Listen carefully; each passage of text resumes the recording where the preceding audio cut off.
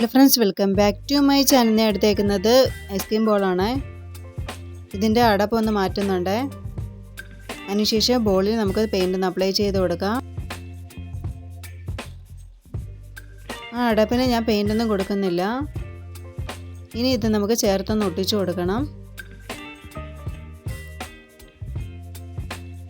ഇനി ഇതിൻ്റെ മുകളിലായിട്ട് ഞാൻ കുറച്ച് ഫ്ലവേഴ്സ് ചെയ്തെടുക്കുന്നുണ്ട് ചുറ്റിലുമായിട്ട്.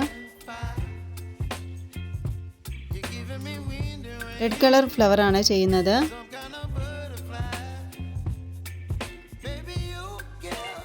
ഇനി നമുക്ക് കുറച്ച് സ്റ്റെമ്മും ലീഫും കൂടെ ഒന്ന് വരച്ചു കൊടുക്കാം.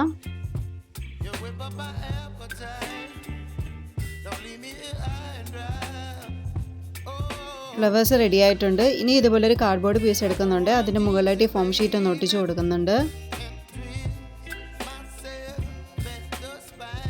ഇനി നേരത്തെ ഉണ്ടാക്കിയ ഐസ്ക്രീം ബോൾ ഞാൻ 3 ചെയ്തെടുത്തിട്ടുണ്ട്. അത് നമുക്കൊന്ന് ചേർത്തൊട്ടിച്ചു കൊടുക്കാം. ഇപ്പോൾ നമ്മുടെ ക്രാഫ്റ്റ് കംപ്ലീറ്റ് ആയിട്ടുണ്ട്.